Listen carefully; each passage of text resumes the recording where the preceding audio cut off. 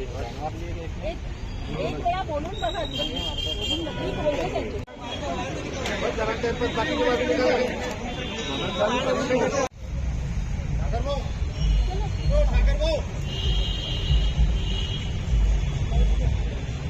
Sir, एक दिवस तुम्ही थांबू शकत नाही? अहो, असे तर किती कामं वेगळे आहेत.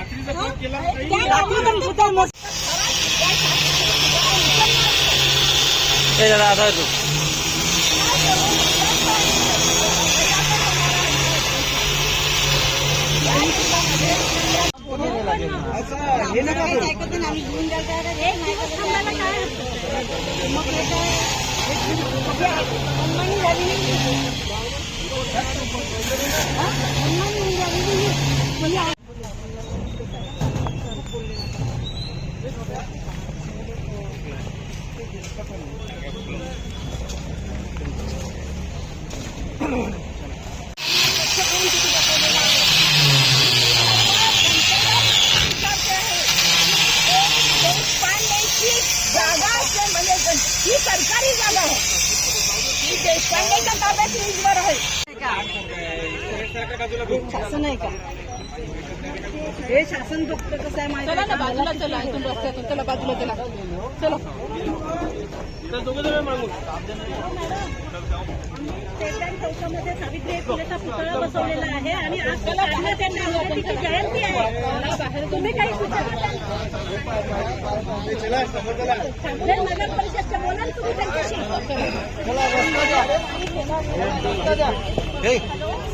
आम्ही होत आहे ताई, आम्ही सावित्रीबाई फुलेंच्या विचारांचा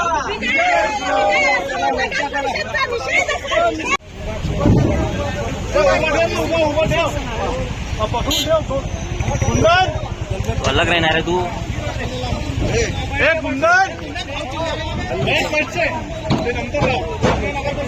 डायरेक्ट नगरपालिका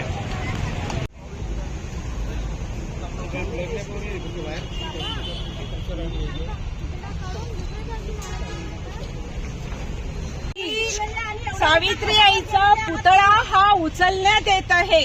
उद्या 3 जानेवारी आहे. असे यवतमाळमध्ये कित्येक पुतळे बसलेले आहे की ज्याची मान्यता नाहीये.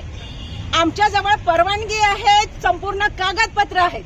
नगर परिषदेची परवानगी आहेत, पोलीस स्टेशनची परवानगी आहेत, पीडब्ल्यूडीची परवानगी आहेत, फॉरेस्ट डिपार्टमेंटची परवानगी आहे, ट्रॅफिक आरटीओची परवानगी आहे. आमच्याजवळ ह्या सर्व परवानगी आहेत आणि या जागेवर पुतळा बसवण्यासाठी सर्व परवानगी दिलेली आहे. 12 वर्षापासून आम्ही या जागेवर पुतळा बसवण्यासाठी लढा देऊन राहिलेलो आहोत आणि तरीही सुद्धा यवतमाळमध्ये अनेक पुतळे, दीनदयाल उपाध्यायच्या पुतळ्याचा कोणते कागदपत्र दिलेले तरी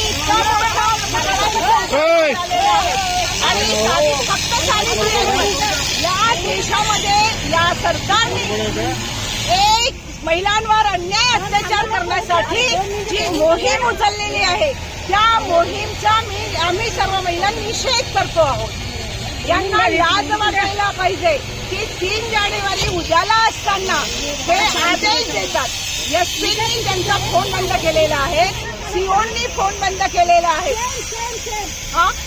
आपल्या इथले मंत्री महोदय उईके साहेबांनी सुद्धा त्यांच्याशी आम्ही कॉन्टॅक्ट केलेला आहे आणि त्यांनीही त्यांचा फोन बंद केलेला आहे. ही तानेशाही आहे. तुम्ही अधिकारी जनतेचे आहात, तुम्ही उमेदवार जनतेचे आहात, जनतेने निवडून दिलेला आहे आणि एक सावित्रीचा पुतळा तुम्हाला सहन होत नाहीये.